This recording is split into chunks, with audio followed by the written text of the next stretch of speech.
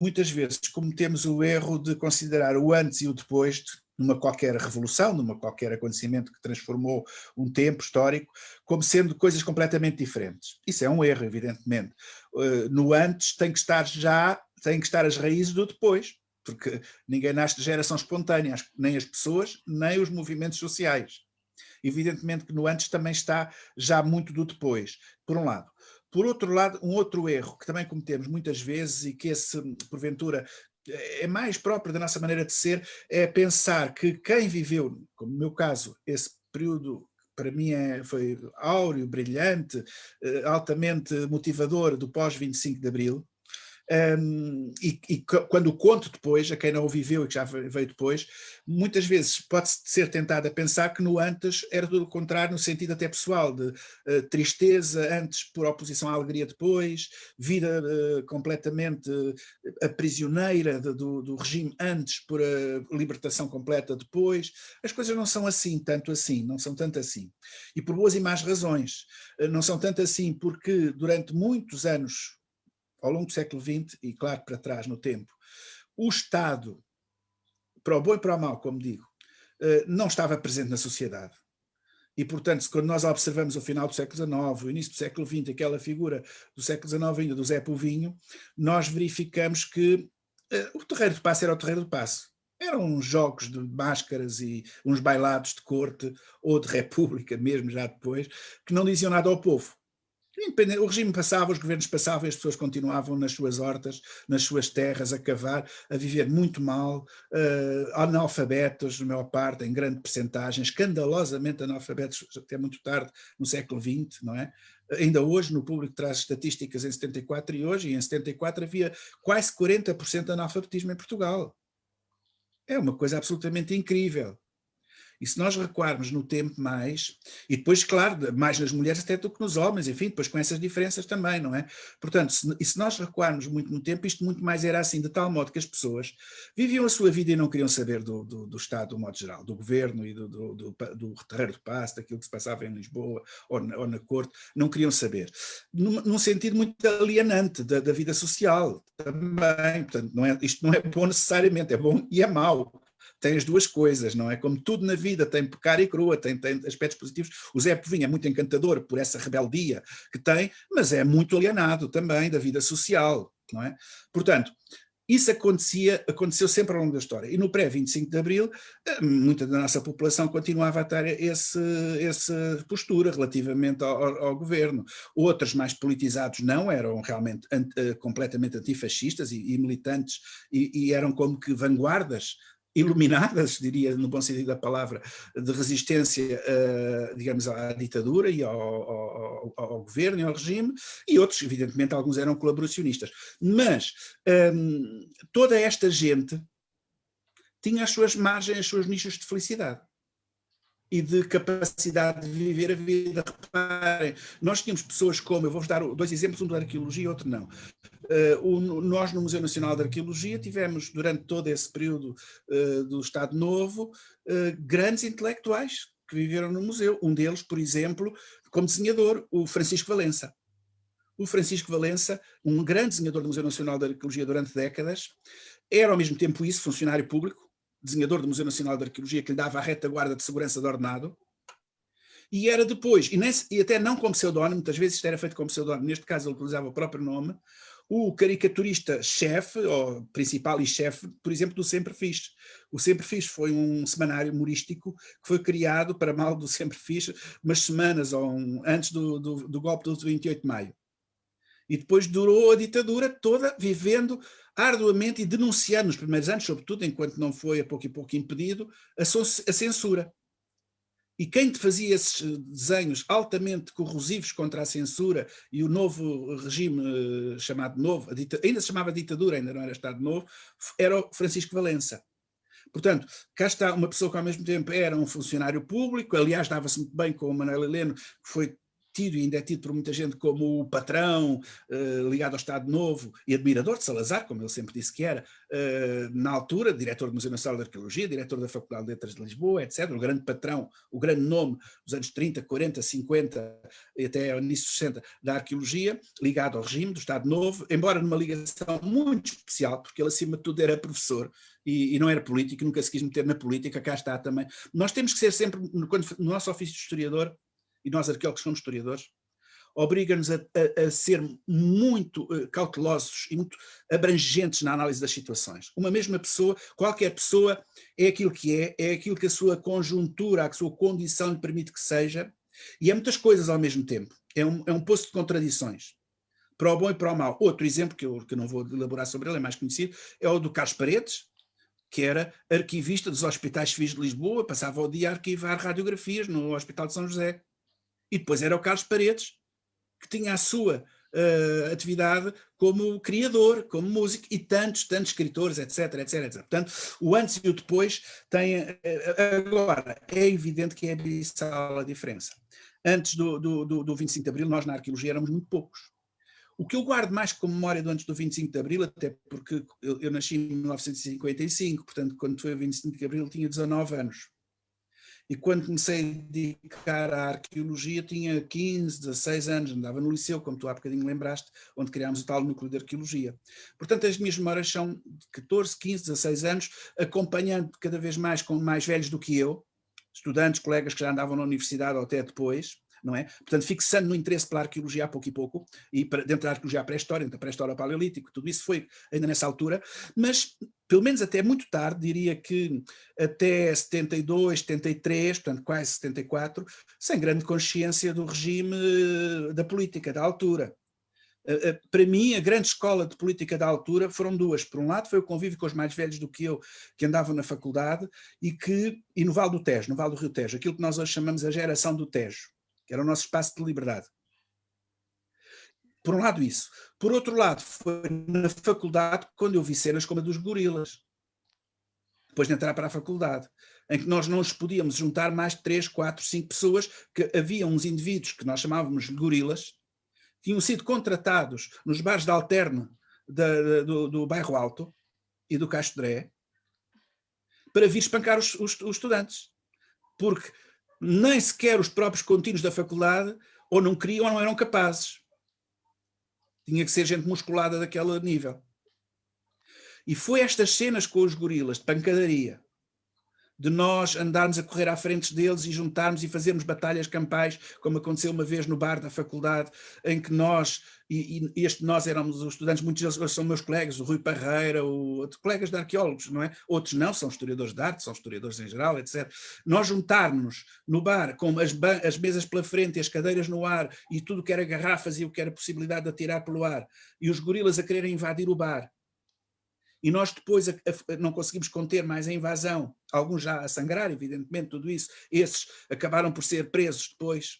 Eu, felizmente, não me magoei a esse nível, saltei pela janela, por uma das janelas do bar, para dar a volta por trás, para onde hoje em dia é a Torre do Tombo, e poder fugir, eu e muitos outros, não é? Fugir e a pouco e pouco, ganhando coragem, alguns de nós, eu também, para, como se não fosse nada connosco, nos aproximarmos outra vez da entrada da faculdade e vermos realmente os nossos colegas serem presos, com carrinhas da polícia de choque à porta.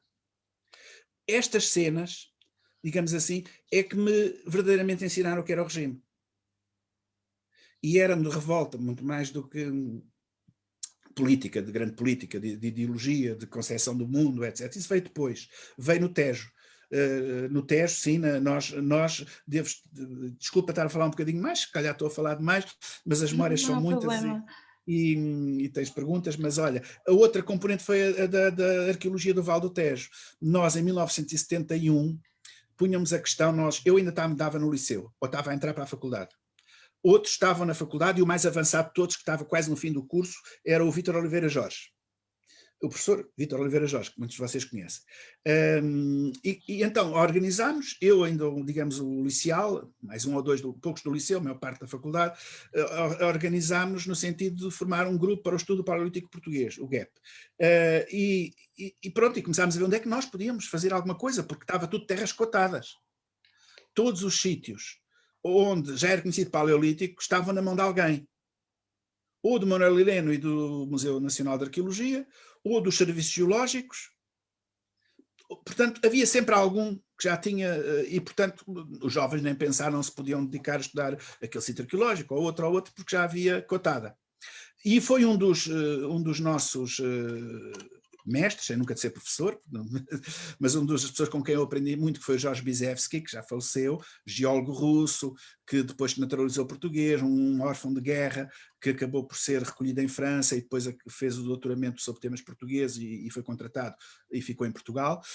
Jorge Bizevski é que nos disse, olhem vocês, se gostam do Paleolítico, vejam sítios onde ainda nunca ninguém foi e podem ter alguma coisa. E apontou-nos, ele próprio nos disse, olhem lá no Val do Tejo, junto à fronteira com a Espanha, em Vila Velha de Ródão, existem formações geológicas sedimentares que são da época do Paleolítico, são do Pleistocénico, e portanto pode ser que não havia uma única peça paleolítica conhecida.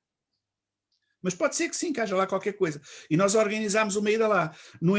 Quando estávamos nessa organização dessa ida lá, em 1971, um dos nossos colegas, o Francisco Sandelemos, por relações familiares, teve conhecimento através do sogro, que era um etnólogo, Paulo Caratão Sormanho, que os pastores diziam que junto ao Tejo havia uns rabiscos, umas coisas, umas gravuras e tal, que eles até gostavam, eles iam lá de vez em quando, que ele nunca viu o que aquilo era, mas se calhar até tinha interesse etnográfico e tal, vocês já que vão para lá, vejam lá isso e tal.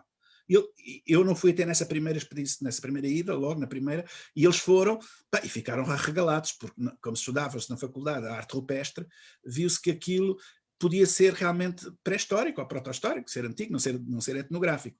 Bom, e aí iniciou-se toda uma campanha, foi muito mal vista pelo establishment científico da altura, tal como o COA mais tarde. Ninguém queria crer que era pré-histórico. Ninguém desse grupo mais, digamos, do establishment científico da altura, como também aconteceu um bocado com a COA depois. E iniciámos digamos, essa ida para o Tejo em contrarrelógio, porque havia uma barragem que, entretanto, já no COA conseguimos parar a barragem, no Tejo não. A barragem de Fratel fechou mesmo, em 73, não estou em erro, antes do 25 de Abril, um pouco antes, e tapou mais de 80% das gravuras. Então nós, no período que pudemos, durante esse período, mobilizámos o mais possível colegas na faculdade, das faculdades, pois já não era só de letras, de outras faculdades, mobilizámos o mais possível para fazer uma coisa que só realmente uma generosidade completa de jovens se podia fazer. Tínhamos algum apoio só da Fundação Gulbenkian, porque o Estado não dava apoio nenhum, e era muito pouco, dava para pagar a comida, quanto muito, e o resto era tudo, era por nós, campismos, idas e vindas de comboio nos carros de terceira e quarta mão, como o meu, que era uma Diane comprada em quarta mão e que parava, e que várias vezes ao longo do caminho parava, variava, tínhamos que arranjar, ver o que é que se passava. Bom, e portanto fizemos isso e aí começámos a juntar. E foi aí também, nesse convívio, que foi muito libertador. Era a terra do fim do mundo. Em que eu pela primeira vez ouvi cantos do Zeca Afonso, ou do Adriano, ou do Fanhais. O Fanhais chegou depois a participar connosco em escavações, tudo isso, etc. Cantados por um colega nosso que é o António Carlos Silva, que tinha aprendido guitarra, a tocar e tal, no seminário. Ele vinha de um seminário e, portanto, quando foi para a faculdade deixou o seminário, que era um seminário menor, e passou a ser estudante normal de faculdade, já não seminarista, mas tinha aprendido essas coisas, não é, no seminário, e, portanto, o Fanhais, sobretudo, como sabem, era um antigo padre, um padre operário, depois deixou de ser padre, e, portanto, cantávamos à noite sobre o céu estrelado, eram coisas muito bonitas. Mas mesmo aí, depois viemos a saber, numa das aldeias de lá da terra, uma pessoa amiga, um homem de lá da terra, que nos disse, epá, vocês ponham-se cuidado, porque a PID já andou aqui a fazer perguntas sobre quem é que vocês são, o que é que andam aqui a fazer. As paredes tinham mesmo ouvidos, não é? E, portanto, era assim o antes do 25 de Abril, não é?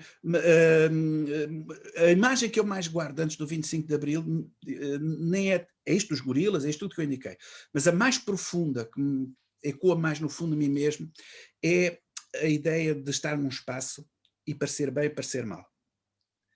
Que era melhor estar calado. O silêncio era de ouro. E um jovem era sempre um intruso num espaço digamos assim, ritual de adultos. Mesmo este que está atrás de nós, esta fotografia que vocês estão a ver de fundo meu, que eu desvio um bocadinho só para verem melhor, foi tirada no dia 25 de Abril pelo meu colega, amigo, grande amigo, e colega do Tejo, destas coisas todas, arqueólogo e arquiteto Mário Varela Gomes. E vosso professor na Universidade Nova. Ele, reparem, também havia outras questões que tinham a ver que antes que era a riqueza, não é? Ele, na altura, para nós era já um rico. Porque por relações familiares tinha a Casa Favrel Lisbonense, que era uma casa de pintura e tal, e portanto ele tinha máquina fotográfica com facilidade. Muitos de nós não tínhamos. Não conseguíamos ter dinheiro para ter uma máquina fotográfica. E não é só por isso, estou a dizer isto como piada, como somos muito amigos, ele desculpará de dizer isto, porque não é só por isso, é porque tinha a sensibilidade também de perceber que estava a viver um momento histórico. E andou por este espaço. E fotografou o Lar do Carmo aqui atrás com a entrada do portal gótico, que é o mais belo portal gótico de Lisboa, da Igreja do Carmo, que é a Associação dos Arqueólogos Portugueses, desde o final do século XIX e continua a ser, que eu hoje sou vice-presidente.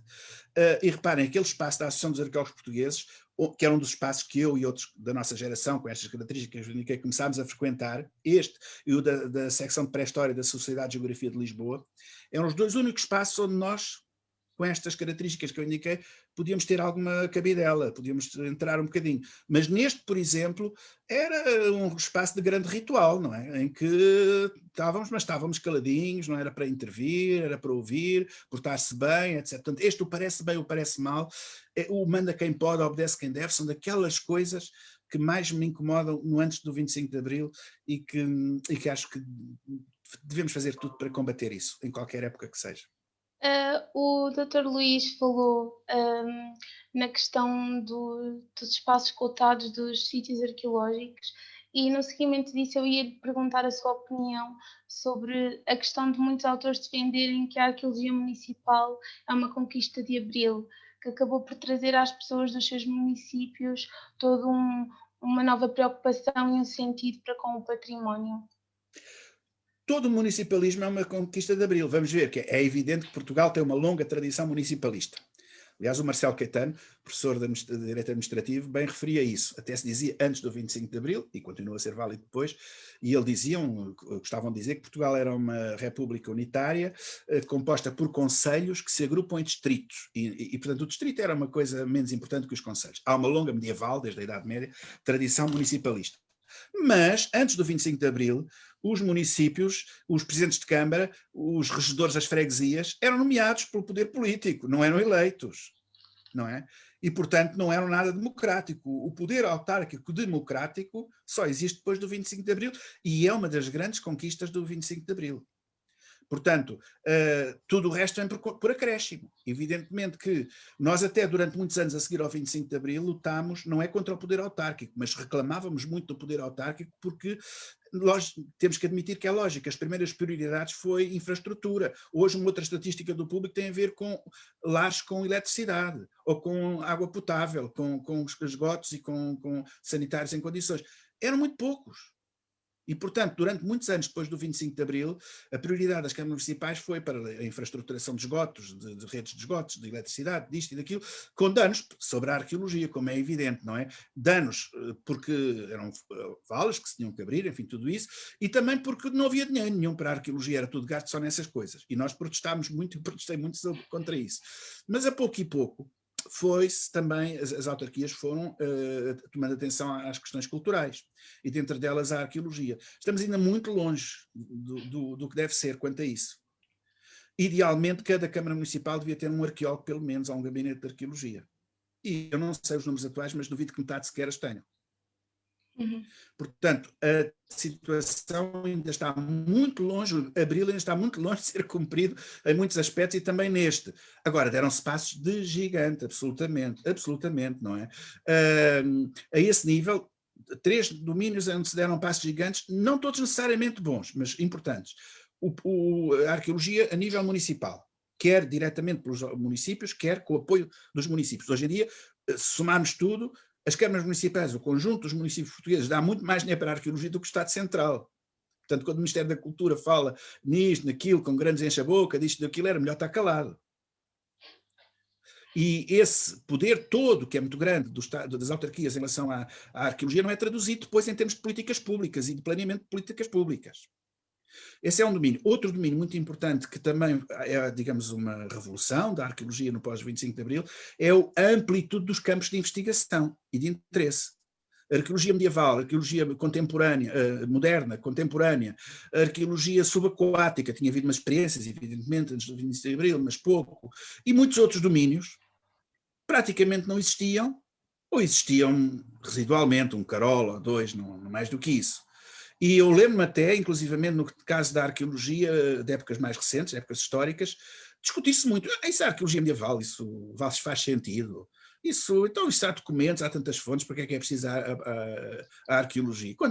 Romano sim, enfim, mas tudo isso passou. E o terceiro domínio muito importante, que houve uma grande revolução, boa e má, tem aspectos bons e más, é da arqueologia empresarial e da arqueologia, digamos, ao abrigo de objetivos de impactos ambientais, sob contrato, e a arqueologia baseada em problemáticas científicas.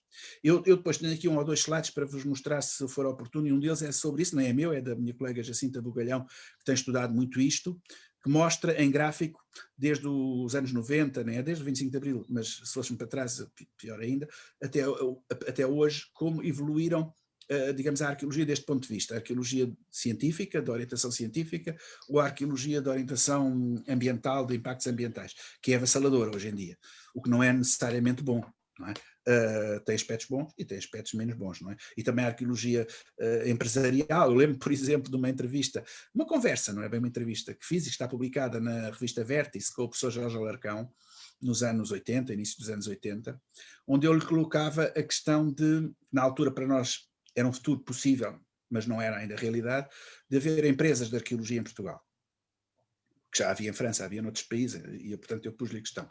E ele respondia-me na altura, não, isso não é possível, porque a arqueologia é a história, e é uma, digamos, é uma investigação segundo problemáticas científicas que se colocam e numa perspectiva de investigação pura e dura, não é de mercado empresarial. Portanto, qualquer arqueologia de mercado empresarial será negativa para o património arqueológico. Bom, eu já na altura tinha a impressão que não seria bem assim, não iria ser bem assim, que há muito mais terra debaixo do sol do que nós possamos imaginar, e não foi, e a arqueologia empresarial hoje é também muito importante. Mas eu depois já mostro esse gráfico, se quando que achares oportuno. Pode mostrar agora. Sim, então nesse caso vou-vos mostrar 2 ou 3 slides, não é, eu vou tentar partilhar o ecrã então. Tem que me deixar, quem está a gerir a coisa, deixar-me partilhar o ecrã.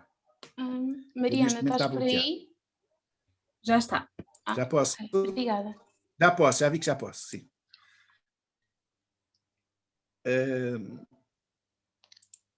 Eu penso que já estão a ver. Já estamos a ver, este sim, slide. já estamos a ver. Ok. Bem, este primeiro é só para vos mostrar 2 ou 3 textos, vocês um deles, ou 2 eu vi que já leste e que citaste e que referiste, aliás, aquele que no início da conversa tu citaste, é este artigo do Público que eu fiz em 2014, nos 40 anos do 25 de Abril, que é o 25 de Abril e a reinvenção do património cultural português. Reparem que reinvenção, porque a própria expressão património cultural não é que não existisse. Mas, reparem, eu tenho, neste artigo eu cito, e num outro que está aqui em baixo, que é o papel do associativismo na construção de uma política democrática de museus, isto está publicado na Revista de Conservação e Restauro da Faculdade de Letras do Porto, e desenvolve mais o que está ali naquele artigo do Público. E reparem, eu aí refiro o seguinte, a primeira vez que a expressão património cultural aparece no aparelho de Estado português, e era ao nível mais baixo, uma divisãozinha, uma coisa mínima e tal, foi em novembro de 1973. Portanto, poucos meses antes do 25 de Abril. E isto prova que as coisas estavam a mexer. Aquilo que eu dizia no início. Uma revolução não surge do nada e não é assim uma coisa de geração espontânea. Havia sociedade que estava... Se não era um golpe de Estado, se fosse apenas o movimento dos capitães que tomaram o poder e que não houvesse respaldo social para a nova sociedade, era um golpe de Estado. Mas não, havia todo um lastro social que estava em marcha já e estava maduro para que o golpe de Estado se transformasse realmente em revolução. E no nosso campo do património cultural, isso é visível porque, pela primeira vez, ainda antes do 25 de Abril, aparece a termo, porque antes falava-se em quê? Folclore e monumentos, património artístico da nação. Não se falava em património cultural. Portanto, o próprio conceito, as palavras querem dizer muito. O próprio conceito é um conceito, uma lógica democrática, moderna, que estava a começar a chegar a Portugal, mas que só o 25 de Abril é que permitiu desbloquear isso. E mais, um outro exemplo de como havia qualquer coisa que estava a mudar muito profundamente, é outro que eu dou nesse artigo, que tu citaste, e neste texto também aqui do Porto, aliás passou-se no Porto, foi o terceiro Congresso Nacional de Arqueologia, que se decorreu no Porto, em 1973, portanto também antes do 25 de Abril ainda, e em que nós, que tínhamos redescoberto a arte rupestre do Tejo, aquilo tudo que eu há pouco referi, inscrevemos uma comunicação com 11 autores. Nem hoje isso ainda é frequente. Naquela altura, então, era como se fosse a tomada da Bastilha.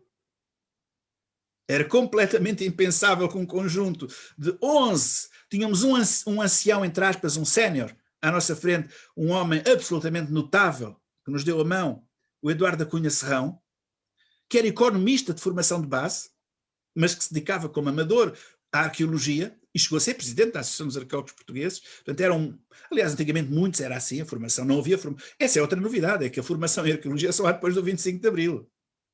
Exatamente. Não é? Portanto, 11 fizemos essa comunicação e criámos de tal modo uma cumplicidade entre nós e o auditório, era na Faculdade de Letras do Porto, muitos eram estudantes do Porto, que estavam a assistir, que o presidente da mesa, quando chegou ao limite dos 5 ou 10 minutos que tínhamos para falar, disse que tínhamos que acabar, e nós não quisemos acabar, na audiência começaram a dizer, não, continuem a explicar, etc. E ele abandonou a mesa, abandonou a sala, pediu a toda a gente para sair, e ninguém saiu.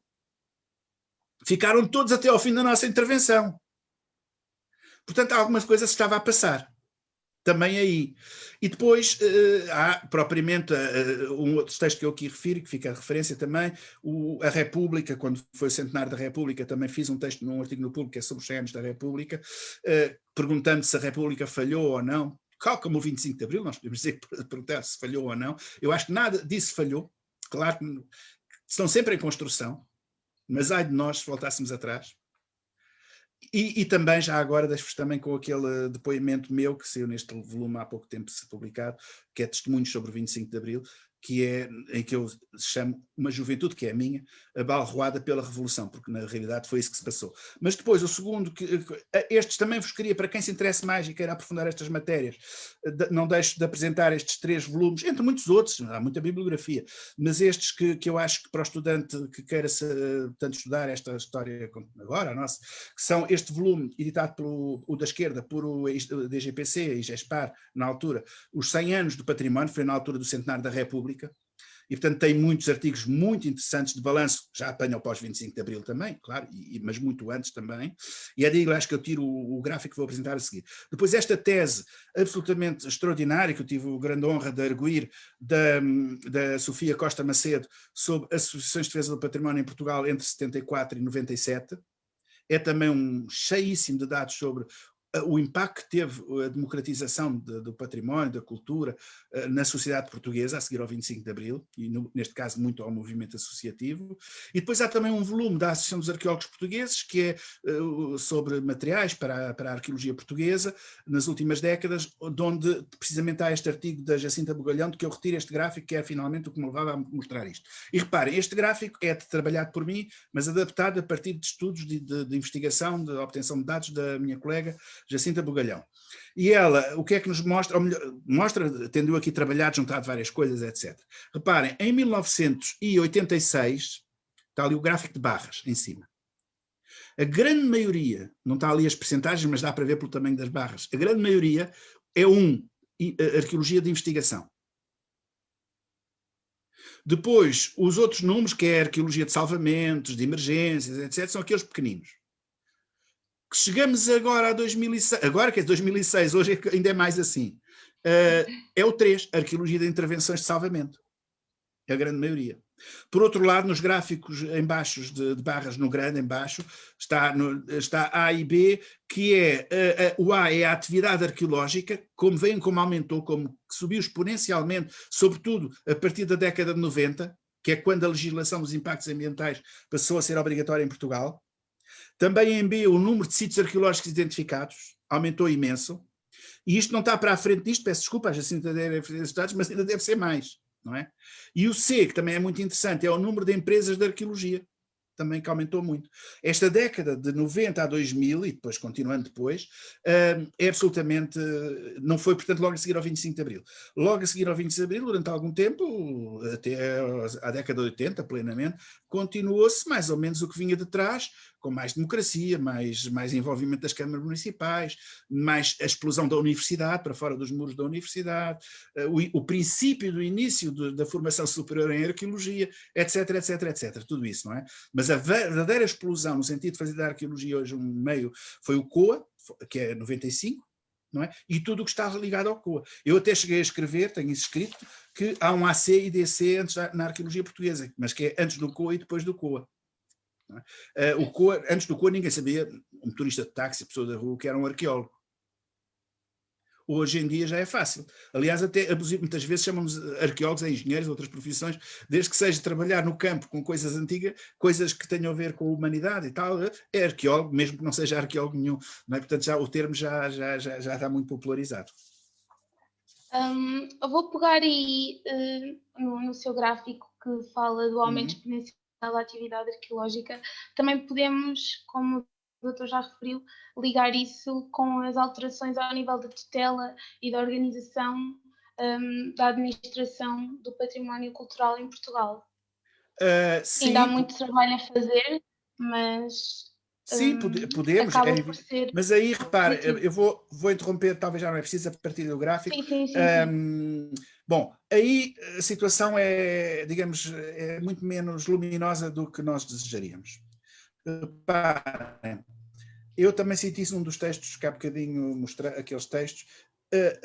Nós, a seguir ao 25 de Abril, dentro dos vários domínios do património cultural, aquele que foi o mais revolucionário, o mais enxameante, o que, para o bem e para o mal, foi a arqueologia. Nós éramos mesmo mal vistos e continuamos a ser de algum modo mal vistos. Antigamente, até nas universidades, os professores de arqueologia não eram assim muito bem vistos, porque andavam de blue jeans, de jeans, não ligavam muito à etiqueta social da gravata. Eu, por exemplo, a primeira vez que pus gravata, desde que fui nomeado e depois com concurso de diretor do Museu Nacional de Arqueologia, tive que começar a pôr gravata mais vezes. Mas a primeira vez que a pus, eu, professor convidado, eu fui durante muitos anos, professor, porque havia uma cerimónia na universidade, eu tinha mesmo que a pôr e fui dar aula. Juntou-se imensos estudantes mesmo do lado, havia janelas, do lado de fora das janelas a olharem para mim, a apontarem porque eu tinha gravata, não é? Portanto, nós, os arqueólogos, por uma questão normal, nem sequer é de ser do contra ou isto ou aquilo, porque andamos muito no campo, também temos uma vida muito mais informal, não é? Toda ela, não é? E temos bons mestres, desde todas as orientações desde o Leite Vasconcelos, que dizia que gostava muito mais de dormir num palheiro do que nos salões da academia e estar a conviver com o povo, a aprender as saias no Porto Alegre, no Alto Alentejo, como ele diz uma vez. Bom, e até o Orlando Ribeiro, por exemplo, o Orlando Ribeiro, geógrafo neste caso, não é arqueólogo, geógrafo, e de ideologia mais muito direitista, chamemos-lhe assim, mas que era um homem profundamente popular e ligado às raízes populares e, digamos, à natureza da cultura, à defesa da cultura popular. E, portanto, eu agora perdi um bocadinho, mas estava-me a perguntar sobre o aparelho de Estado e sobre estas modificações. Bom, aí houve, de facto, a situação não é nada brilhante. Não é nada. Se me perguntassem para o futuro aquilo que nós devemos fazer mais força, e repito isto, ainda há pouco tempo houve uma audição parlamentar por videoconferência, suscitada, pedida pelo PSD, em que eu disse isto, e tenho repetido ad náusea isto. A primeira coisa que nós precisamos, não é só na arqueologia, mas na arqueologia desde logo, é democracia. Mais democracia. A democracia nunca está completa. Há sempre possibilidade de fazer mais. E no caso de um domínio como o da arqueologia, o que é que eu entendo por isto? É a participação dos cidadãos, das associações, dos profissionais, das universidades, da igreja, das várias entidades todas. A participação não é só para fazer de conta, a participação útil e efetiva na definição de políticas governativas. políticas que sejam de longo ciclo, que não mudem conforme muda o governo. E isso é possível, eu tenho dito isso muito até a ministros, a sucessivos governos, que quando estão no poder acham muito importante, vão salvar o mundo, vão fazer tudo e tal. E muitas vezes com boas intenções, eu não, até dou de barato, com boas intenções. E eu digo-lhes, ó senhor ministro, quanto tempo é que vai estar aqui? Acha que se não for aquilo que proponha, se não for amplamente ancorado na sociedade civil, na cidadania, nas associações, nas universidades, aqueles que ficam, que vão sempre ficando, acha que vai durar muito? Não vai durar muito. Portanto, ora, há várias formas de fazer isso, de envolver a cidadania nas tomadas, na definição de políticas. A melhor de todas, aquela pela qual eu sempre lutei, os meus da minha geração sempre lutámos, e já existiu melhor do que é hoje. São conselhos consultivos credíveis, representativos e credíveis, onde a maior parte das pessoas que lá estão, a grande maior parte, estão lá não porque algum ministro os nomeou, não porque são boys disto ou daquilo, ou girls disto ou daquilo, não por inerência de cargo, porque são diretores desta coisa ou daquela coisa e portanto têm que lá estar, não, estão porque os seus corpos de base, de origem, os elegeram para esse efeito. Por exemplo, a Associação dos Arqueólogos Portugueses, desde sempre, desde a monarquia, talvez desde a República, que foi quando verdadeiramente isso começou a existir, a Primeira República, e até um pouco depois do 25 de Abril, mesmo durante toda a ditadura, a Associação dos Arqueólogos Portugueses fez parte dos órgãos consultivos do governo. Era uma das poucas vozes não governamental que durante a ditadura estava nos órgãos consultivos do governo para definir as políticas arqueológicas. E isto continua a ser assim um pouco depois do 25 de Abril. Hoje não é. Hoje a Associação dos Arqueólogos Portugueses não faz parte da secção de património arqueológico do Conselho Nacional de Cultura, que é o que existe. Nessa secção, 80%, eu já fiz as contas, é verdadeiramente ofensivo do 25 de Abril, porque mais de 2/3 são os tais membros por inerência do cargo que ocupam ou nomeados pelo governo. Toda gente muito, muito boa, com muita qualidade, mas não está lá senão porque o ministro de turno o nomeou. Portanto, não representam a sociedade. E em muitos casos, porque são lugares que ocupam e que têm que lá estar, quer queiram, quer não, podem não ter a competência adequada para aquele efeito. Portanto, a existência de um conselho que eu cheguei a escrever, até tenho um artigo muito grande, publicado na revista de Guimarães, em que eu digo que é uma tomada de posição, isto foi escrito ainda em 1998 ou 97, final do século XX, portanto, e eu digo, é a tomada de posição de alguém no final do século XX para que alguém no século XXI veja que é possível fazer. E que são propostas sobre como constituir um Conselho Superior de Arqueologia em Portugal. Democrático e representativo. Portanto, democracia, mais democracia, sempre democracia. É o primeiro ponto. O segundo, evidentemente, que é um aparelho de Estado qualificado, esclarecido, qualificado, controlado, evidentemente, mas qualificado. Ora, neste momento, sobretudo a nível central, mas também a nível das direções regionais de cultura, não há nenhumas condições para cumprirem as funções e as missões e as obrigações que a lei lhes incumbe. Cada vez tem menos gente menos qualificada, menos gente com menos capacidade. A arqueologia na DGPC continua a ser, cada vez mais, como que um enjeitado. Não é? Não tem chefias a nível adequado, nem nada. Portanto, esse é o segundo nível. O terceiro ponto é a questão do profissionalismo, da profissionalização. Evidentemente, aqui demos passos de gigante. Temos associações, a Associação dos Arqueólogos Portugueses, temos uma associação profissional de arqueólogos, que eu fui presidente também, mais na vertente profissional, não é sindical, mas próximo disso, e temos um sindicato dos trabalhadores de arqueologia muito ativo, neste momento é todos o mais ativo, todos nessa dimensão mais sindical. E a Associação dos Arqueólogos Portugueses, que eu aproveito para fazer a publicidade, devem se inscrever. Todos os jovens. Nós precisamos muitíssimo que gente jovem se inscreva na Associação dos Arqueólogos Portugueses. Tem crescido muito, mas nunca é demais. E, portanto, são estas várias componentes todas que são necessárias. Felizmente houve passos neste último governo, um ou outro passo positivo, como foi o Plano Nacional de Trabalhos Arqueológicos, que foi finalmente reposto. Nós, a seguir ao 25 de Abril, eu ia dizer há pouco e depois passou-me isso, peço desculpa, retomo isso. Desses campos, vários, arqueologia, património arquitetónico, museus, arte, aquilo que foi o mais revolucionário a seguir ao 25 de Abril foi mesmo a arqueologia. Nós em junho, abril, maio, junho, menos de 2 meses depois, não me lembro agora a data certa, mas foi antes de 25 de junho, de 74, estávamos a reunir no Ateneu de Lisboa, que é ao lado da Sociedade de Geografia, era um dos espaços tradicionais onde havia alguma oposição, mesmo no tempo de antes do 25 de Abril, onde se conseguia fazer algumas reuniões. No Ateneu de Lisboa, um plenário que eu ainda recordo vagamente, era muito novo ainda, épico, de quase uma centena de pessoas vindas de todo o país, pessoas arqueólogos, sobre para quê? Muita discussão, imensa discussão, inclusivamente excesso de discussão com algumas coisas desagradáveis, de Lisboa contra o Porto e o Porto contra Coimbra e Coimbra contra não sei o quê, coisas disparatadas, mas com muita pedra no sapato que havia acumulada do antes, do 25 de Abril, mas onde o objetivo era criar um Serviço Nacional de Arqueologia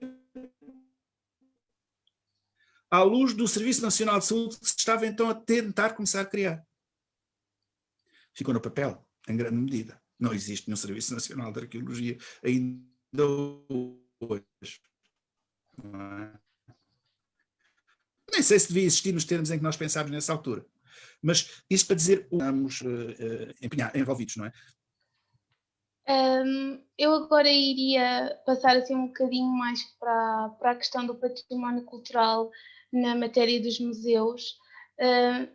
Nós também já estamos perto das 7, não sei se podemos ficar só mais um bocadinho. Eu por mim tenho tempo, mas se calhar também é de pôr a hipótese de quem quiser fazer perguntas poder pôr. Pois, eu iria pedir à Mariana para fazer a ponte com algum comentário ou questão que esteja a ser colocada. Neste momento não tem perguntas externas nem comentários externos, mas agora que falam no assunto, se calhar as pessoas podem sentir-se mais à vontade para os fazer. Sim. Bem, enquanto esperamos por alguma questão, eu posso fazer-lhe uma pergunta relativa à afirmação de que no seu artigo diz que o 25 de Abril entrou com pés de veludo nos museus. Há uma diferença entre o impacto do 25 de Abril no património cultural do ponto de vista da arqueologia e do ponto de vista do museu como entidade e estrutura? Sim, totalmente. Na arqueologia, dei-vos exemplo deste plenário, menos de 2 meses depois do 25 de Abril, das discussões imensas que tínhamos, não havia congresso, plenário na altura, em que não se discutisse profundamente a missão social da arqueologia, chegou a haver cenas, como sempre com dessas coisas um bocadinho excessivas, de expulsar da sala um qualquer arqueólogo, nosso colega, porque tinha sido colaborador com o regime fascista, ou isto ou aquilo. Não houve coisas graves no sentido de agressões, não é? Que são escusadas, mas no quente das circunstâncias se podem compreender. Portanto, foi um território, a arqueologia, um território de profunda, mesmo o Museu Nacional de Arqueologia passou por grandes convulsões, esteve fechado durante muito tempo, foi, por acaso, vejam bem a ironia da história. No dia mesmo 25 de abril de 74, tomava posse um diretor do Museu Nacional de Arqueologia, um novo diretor, o professor Viegas Guerreiro, etnólogo. Um excelente etnólogo, um homem bom, bondoso mesmo, magnífico. E por ser até tão bom, do ponto de vista pessoal, não é? Uma pessoa de paz e de bem, não conseguiu dominar toda a confusão, mesmo no Museu Nacional de Arqueologia, que se seguiu a seguir ao 25 de Abril, que acabou por cenas pouco edificantes. Uma vez até o nosso colega, atual presidente da Associação dos Arqueólogos Portugueses, meu presidente, eu sou vice-presidente, o Dr. José Moraes Arnaud, que na altura estava na tropa e no COPCOM, não é? Que era um braço armado do MFA, ser chamado ao Museu Nacional de Arqueologia para pôr ordem nas confusões lá entre os conservadores e as conservadoras e aquilo tudo, e lá apareceu, eu não sei, contam-me, não é? Lá apareceu ele mesmo armado e fardado e tudo como estava na tropa, não é? Mas pronto, eram conhecidos, éramos todos conhecidos e com mais grito, menos grito, mais intervenção musculada ou menos, acabou tudo por ser pacificado. Mas portanto isto é para vos dar um ambiente da arqueologia. No caso dos museus é tudo o contrário. No caso dos museus, os museus eram muitíssimo elitistas. Também eu não quero ser excessivo aqui. Claro que houve experiências antes do 25 de Abril, sobretudo no Museu Gulbenkian, um pouco no Museu da Arte Antiga, de serviços educativos, etc. Coisas já, digamos, de abertura à sociedade. Mas, em geral, eram muito elitistas. Muitíssimo. E ao nível havia duas associações, como ainda hoje há, de museus, a APOM, a Associação Portuguesa da Museologia, e o ICOM Portugal, que é o braço português do Conselho Internacional dos Museus Mundial, e de que tem uma aliança europeia de que eu neste momento sou presidente. Ora, por exemplo, o ICOM, que era, a APOM era mais das bases, digamos, as conservadoras, que eram mais mulheres do que homens, novas, que tinham ideias mais arejadas, estavam mais ligadas à APOM, era, digamos, o terreno antes do 25 de Abril e depois então bastante, onde fizeram alguma atividade, alguns congressos, alguns colóquios sobre sociomuseologia, ecomuseus, coisas desse tipo. Mas o ICOM, reparem bem a situação, é uma organização não governamental, criada no sistema da Unesco, em 47, portanto no final dos anos 40, não governamental, pois a direção do ICOM em Portugal era nomeada pelo governo. E o que é que a seguir do 25 de Abril que aconteceu? Bem, reuniram-se, há uma ata muito engraçada que eu até já estudei, publiquei, dessa ata, que é uma ata onde nós temos que ler todas as entrelinhas e tudo, com muito cuidado, temos digamos, uma exegese do texto absolutamente notável, onde se nota que aquelas pessoas, de um modo geral, colegas nossos, estimáveis, não eram nenhum fascistas, eram pessoas que trabalhavam em museus, mas que já tinham prestígio suficiente para poderem ser nomeados para a direção do ICOM antes do 25 de Abril, pelo governo. Essas pessoas reuniram-se a seguir ao 25 de Abril e disseram, bem, isto agora houve uma revolução e já há democracia e tal, se calhar temos que fazer uma eleição, não pode. Fizeram uma eleição e ficaram os mesmos.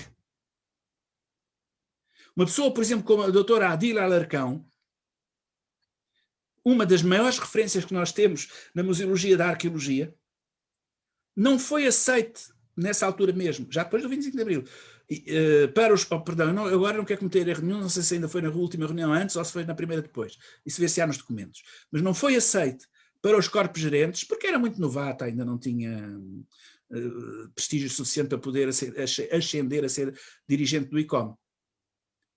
Entretanto, depois mudou completamente, hoje o ICOM é normal, é uma organização não governamental, em que o Estado, o governo não mete nada e, pelo contrário, temos constantes, digamos, tensões. Finalmente, o último domínio, e portanto entrou com pés de veludo, foi assim uma coisinha muito, continuou mais ou menos as mesmas pessoas, mesmo não se fez grande agitação, etc. Depois há um outro domínio muito interessante, que é o do património arquitetónico e artístico, em que a organização não governamental, irmã gêmea do ICOM, que é o ICOMOS, o Conselho Internacional dos Museus e Sítios, também da Unesco, a mesma lógica, também era nomeada pelo governo, antes do 25 de Abril, e estava ligada à Direção-Geral dos Edifícios e Monumentos Nacionais, que era das obras públicas. Ora, a ideia de haver... Essa é outra novidade do 25 de Abril, haver um Ministério da Cultura.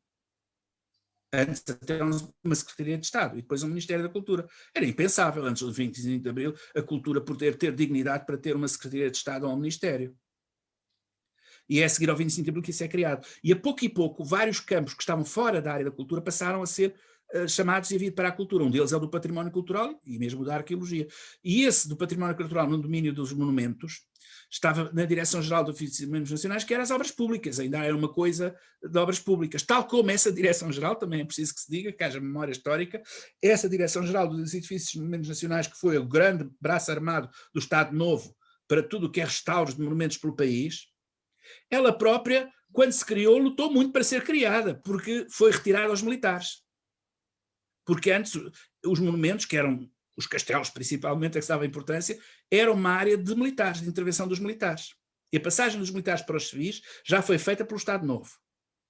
E depois demorou décadas, e o ICOMOS, embora fosse da sociedade civil, estava, digamos, existia dentro das instalações da Direção-Geral, dos Edifícios e Monumentos Nacionais, e quem lá estava era nomeado por eles e pronto. Foi preciso chegar a 1980, eu digo de memória, mas à década de 80, para que finalmente houvesse uma tomada de posição forte por parte de arquitetos, historiadores de arte, etc., um conjunto de nossos colegas ligados aos monumentos e à arte, e dissessem, já está na altura de dar o grito do Ipiranga e sair da Direção-Geral dos Edifícios Nacionais. Em 1980 foi criado o IPPC, Instituto Português do Património Cultural na Cultura, e já começou a haver arquitetos, engenheiros, historiadores de arte, etc., na área da cultura, que, portanto, começaram a ter peso suficiente dentro do ICOMOS para dizer que basta, vamos eleger uma direção democrática. Portanto, temos cada campo da área do património teve a sua evolução própria. Só que resta dizer uma coisa muito importante que eu no que escrevi, é que se pode pensar que esta área dos monumentos e do património artístico, que não teve grande atividade a seguir ao 25 de Abril, que continuou tudo assim mais ou menos até a década de 80. Mentira. Porque o verdadeiro mundo de Abril, o verdadeiro espírito de Abril, na área dos monumentos e do património artístico, estava no movimento das Associações de Defesa do Património, as ADPs, que chegaram a ser quase 200 pelo país todo. Aquela tese que eu há bocadinho referia, da Sofia Costa Macedo, faz um inventário dessas associações. E é espantoso, é absolutamente espantoso. É muito interessante até notar o seguinte: a seguir ao 25 de Abril, para além dos problemas básicos de redes de saneamento, pobreza, que finalmente continua a existir, nós continuamos, em 2 o Presidente da República falava, e muito bem, 2 milhões de pobres em Portugal. É uma coisa que nos envergonha completamente. E destes 2 milhões, eu não sei a percentagem, mas muitos, muitíssimos, são pobres trabalhadores que trabalham. Têm o seu salário, trabalham, têm o seu salário, e mesmo assim não conseguem atingir o nível mínimo que os possa classificar como não pobres, são pobres. Portanto, isto é uma vergonha coletiva nossa imensa, imensa. Mas claro que a situação ainda era pior antigamente. Também não, quando se diz que o 25 de Abril falhou em termos relativos, mas cuidado, não se queira comparar com o que era antigamente, a pobreza muito maior do que hoje, apesar de tudo. Mas, a seguir ao 25 de Abril, para além das questões básicas de vida, é muito curioso notar, porque a primeira preocupação das pessoas, e das pessoas nas aldeias de todo o país, foi a memória histórica. Foi a memória histórica. O criar em cada aldeia, em cada concelho, em cada localidade, uma associação, na altura estava na moda chamar-lhe assim, Associação de Defesa do Património cultural, e não se falava muito do natural. O património cultural e histórico foi muito à frente do natural em termos de mobilização popular. Isso era por aí que passava realmente o espírito de Abril. E, inclusivamente, isso marcou depois a nossa Constituição, a primeira, a democrática, que ainda temos, que fala explicitamente no direito de ação popular em defesa do património. Este direito à ação, e dizendo que as associações de defesa do património são agentes do direito à ação popular, têm legitimidade para acionar. Este direito à ação popular é um dos elementos básicos revolucionários da nossa Constituição. Não há nenhum país na Europa que tenha isto. Na Constituição.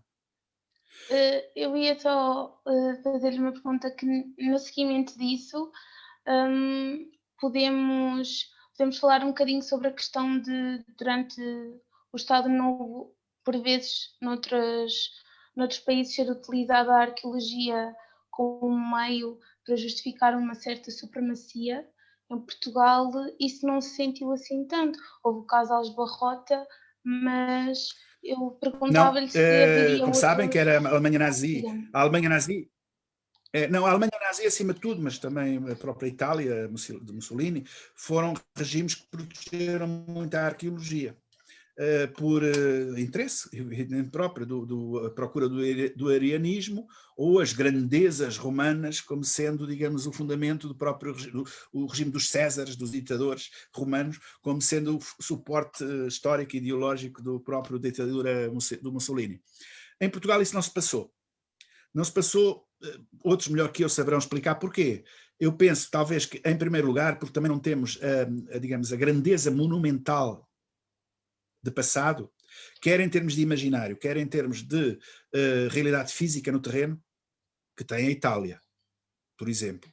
Não diria tanto a Alemanha, e também não é uns monumentos por aí além. Mas é uma cultura completamente não cristã, fora, portanto, uma possível contraponto, digamos, ao catolicismo vigente nos países do Sul, etc. Portanto, há um conjunto de razões que eu não sou competente o suficiente para entrar por aí adentro, mas a verdade objetiva é que o regime salazarista não utilizou muito a arqueologia como propaganda. Fixou-se muito nos castelos, inclusive inventando ameias onde muitas vezes não existiam, restaurando-os pesadamente, onde era quando nós verificamos, às vezes olhamos para as monografias da Direção-Geral de Monumentos Nacionais, honra lhes seja feita, que as fizeram, e vimos a ruína como estava antes e como ficou depois, é assim uma coisa que nos deixa com o coração apertado. Mas não fizeram muito. Não sei porquê, como já disse, e até se dá este caso extraordinário. É que quando o tentaram fazer, é como se tendo ir buscar lenha e sair tosqueado. Que também devemos avaliar, pesar isso na nossa maneira de entender os personagens históricos. Eu sou o mais possível contrário ao esquematismo. Como já disse várias vezes, não podemos pôr ninguém na forca porque viveu uma época e foi colaborador deste regime ou daquele ou daquele outro. Temos que ver as circunstâncias, há caso e caso. Na arqueologia temos um caso de um arqueólogo militar, que foi presidente da Associação dos Arqueólogos Portugueses, que foi o tenente-coronel Afonso do Passo. Afonso do Passo era um homem do regime. Um militar da cor, digamos, integrado em toda a lógica militarista do regime. Talvez por isso, quando se quis esclarecer uma passagem de Fernão Lopes sobre a Batalha de Aljubarrota, que se queria comemorar, celebrar, Fernão Lopes escreve, como sabem, Fernão Lopes escreve 60 anos depois da Batalha de Aljubarrota. Ele próprio não a viveu e, portanto, baseia-se em relatos de segunda, terceira mão, muito pouco já diretos. E Fernão Lopes, e além disso é apologético, faz a descrição da batalha servindo o seu rei.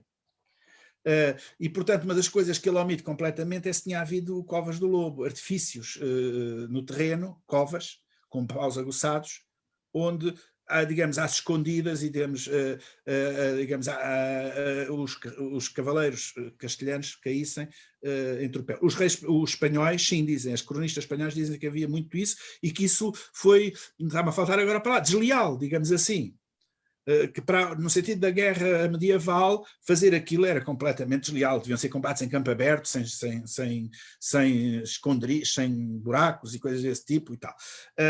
Portanto, claro que nós, numa guerra é uma guerra, mas quer dizer, seja como for, nós já vivíamos uma tática de batalha mais moderna, não tão medieval, até muitas devido aos assistentes ingleses, não é? Portanto, que tínhamos, digamos, que vieram combater no nosso lado. E, portanto, mas o Fernão Lopes não falava nisso. E a historiografia portuguesa, nacionalista do Estado Novo, não queria admitir que isso existisse. Se o Fernão Lopes não dizia, é porque não existia. Eram os malandros dos espanhóis é que diziam isso para diminuir a nossa vitória. Então, digamos, uma pessoa de fiel, que eles consideravam que estava acima de toda a suspeita, que era o tenente-coronel Afonso do Passo, foi encarregado de fazer escavações no campo de batalha, objetivamente para tentar concluir que não havia nada daquilo, e que aquilo, Fernão Lopes dizia que era um campo de urzes, sem nenhum buracos. Ora, o Afonso do Passo descobriu as covas do lobo, descobriu, no fundo de algumas delas, esqueletos humanos e de animais, de cavalos, restos de projéteis, enfim, documentou muito bem o sistema defensivo feito pelos portugueses e criou um embaraço terrível. Muitos dos seus camaradas, no sentido militar, de armas, deixaram de lhe falar. Passou a ser visto de lado por muita gente do regime, mas ele chegou a escrever uma coisa como isto, mais ou menos. Bem, a verdade é que elas estão lá. E entre o amor à verdade e o amor às ideologias, eu prefiro o amor à verdade. Portanto, vejam que mesmo Afonso do Passo, que se pode dizer que era um homem do regime, não sei o que e tal, teve esta honestidade intelectual de arqueólogo.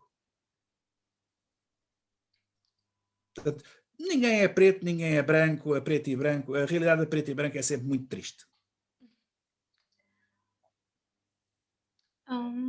Eu não sei se me estão a ouvir, que eu bloqueei um bocadinho. Estão-me a ouvir? Sim? Sim, Inês, estamos a ouvir. Ok.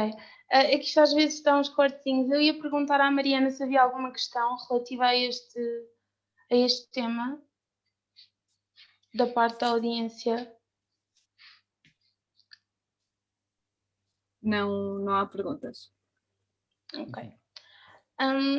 Nesse caso, eu ia entrar na última temática, em relação às estratégias a adotar do ponto de vista patrimonial para que se perpetue a memória do 25 de Abril.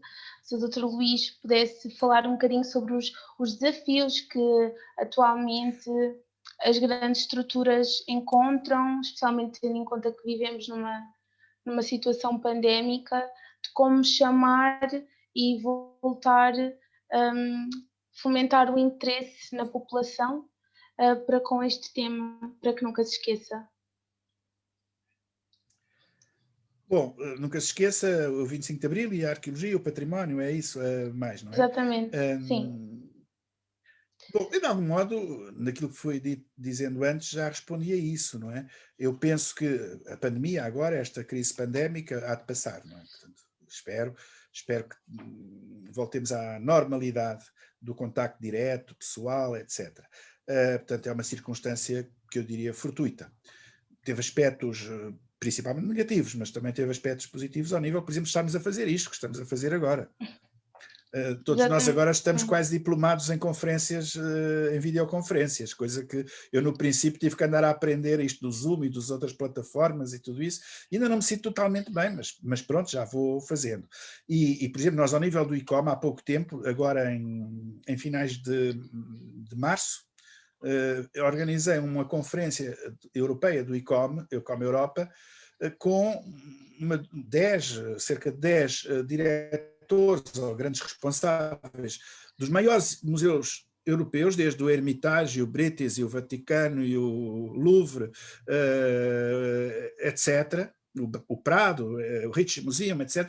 Portanto, todos intervieram sobre precisamente este tema da pandemia e os museus, e os grandes museus europeus, coisa que, se não fosse por esta via, nos termos habituado a ela e forçado a ela, provavelmente era muito difícil ter feito esta conferência com todos estes personalidades, não é? Portanto, nós estamos a fazer cada vez mais este tipo de coisas, não é? E não é mau. Eu próprio, e tenho visto muitos colegas meus, temos aproveitado estas situações pandémicas para fazer produtos do género visitas a peças, comentários de peças. Eu até aproveitei antigas matérias de faculdade, de ensino na faculdade, para fazer sequências de vídeos sobre a arqueologia, sobre a tipologia lítica, sobre coisas desse tipo. Portanto, houve aspectos positivos nesta crise pandémica ao nível da produção de conteúdos digitais, para serem vistos à distância. E quanto ao resto, eu espero que se regresse à normalidade, porque a vida basicamente é a vida analógica, não é? Quer dizer, nós somos criaturas analógicas, não somos criaturas digitais, não é? Não acredito nada nisso. E até há no digital um grande perigo. Quanto mais nós nos deixarmos de sentir e querer e gostar de contacto direto, pessoal, de estarmos ao sol, de sentirmos o calor, etc. Tudo o resto, todas as coisas. Quanto mais isso acontecer, quanto mais nos fecharmos em casulos, vendo o mundo através de ecrãs digitais, mais a ditadura se pode de novo instalar. É muito mais fácil, aliás, o Admirável Mundo Novo, que vale a pena sempre reler, no fundo é isso, é um mundo em que nós não precisamos de nos inquietar nem sentir falta de nada, porque tudo nos é fornecido. E se nos fornecerem, por exemplo, uma peça arqueológica, agora vou passar do grande político para o pequenino, se nos fornecerem a imagem de uma peça arqueológica digital 3D a rodar toda, que vimos espetacularmente, fazemos zoom in até ao ínfimo pormenor, será que vamos deixar de querer ver o caco e o fragmento original? Esse é o grande problema. Porque o caco, o fragmento original, o que quer que seja a obra de arte original, ou peça arqueológica original, é que é a realidade. Tudo aquilo que nos é entregue por via digital são reinterpretações da realidade. É como a fotografia. A fotografia é uma arte, não substitui a realidade. Portanto, o digital tem esses perigos para o futuro. Agora, nós, no que diz respeito especificamente à nossa situação política e portuguesa e ao 25 de Abril, é aquilo que eu já disse. Nós não podemos, já que temos a fama, tínhamos o proveito de sermos enfants terribles. Sermos chatos. Somos arqueólogos, dizem-nos que somos chatos. Pois, então, temos a fama, tínhamos o proveito. Não nos calemos nunca. Não nos calemos. Eu pensei que hoje as condições são talvez mais difíceis ainda, não digo que no tempo da ditadura, claro, mas no tempo do pós-25 de Abril. Porque com os contratos a prazo, com a falta de emprego, com a precarização dos laços laborais, é cada vez mais difícil falar. Eu conheço muita gente nova, gente jovem, sobretudo, ou menos, mais nova do que eu, em todo o caso, que não falam com receio de represálias. Mas, meus amigos, cuidado. Em algum momento, na vida, nós temos que tomar opções. E é nesses momentos difíceis, que cada um de nós passou, eu também já passei por eles, é nesses momentos difíceis que se vê o caráter das pessoas. É mais importante para mim dormir descansado e poder, se for necessário, deixar de ser diretor disto ou daquilo, mas estar de consciência tranquila, do que continuar a exercer cargos só porque eles dão panache ou porque se recebe um bocadinho mais, por isso. Mas aí é o caráter de cada um. E, portanto, fazermos barulho, dizermos sempre aquilo que pensamos, protestar, exigir mais e melhor, as políticas públicas de cultura e de património e de arqueologia, aquilo que eu dizia há pouco, o Conselho Superior de Arqueologia. Agora, por exemplo, está a decorrer, não sei se saberão, que este governo criou em novembro um grupo de trabalho sobre plano estratégico ou estratégia futura para a arqueologia. E fez um inquérito urbi et orbi. Não sei quantos periquitos receberam aquele inquérito para responderem. Mas foi toda a gente e mais alguma. Normalmente havia para não concluir nada. E quem constitui esse grupo são 6 funcionários do Ministério da Cultura e um nomeado pelo Ministro da Ciência, que vem da Ciência. Ora, alguém pode esperar ter um plano estratégico para a arqueologia, que basicamente está fora do Ministério da Cultura, porque são as universidades, são as câmaras municipais, são as empresas, são as associações. Só com gente do Ministério da Cultura estão a brincar connosco. Portanto, são este tipo de ofensas ao 25 de Abril que nós temos de estar sempre muito atentos e não deixar passar. Eu deixava agora um apelo à audiência e eu própria irei refletir sobre isto, porque o futuro depende de nós e nós fazemos dele o que acharmos. Passava a palavra para saber se havia algum tipo de comentário ou questão. Mariana? Não há comentários ou questões? Nós também já ultrapassámos o tempo, largamente. Pois, já ultrapassámos o tempo. Ultrapassaram 6 minutos, porque também começámos atrasados. Portanto... pois que houve o início atribulado. Se não há questões ou comentários, resta-me agradecer todo este pequenino momento. Foi um privilégio poder aprender com a sua experiência, com o seu saber, e espero que dê frutos, pelo menos no meu pensamento vai, e acredito que no resto da audiência também. Resta-me mesmo agradecer. Que possa ter estas conversas estão todos do vosso lado, todos. O futuro é vosso. Exatamente.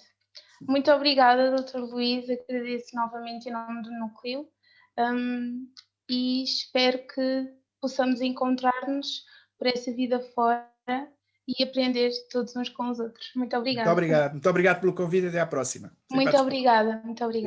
Só me resta agradecer aos dois por esta ótima conversa, à Inês pelas excelentes perguntas, ao Dr. Luís por toda a disponibilidade em responder, e acho que, Inês, disseste muito bem e foi um gosto. Muito obrigada. Adeus, muito obrigado, até à próxima. Muito obrigada, boa tarde. Adeus.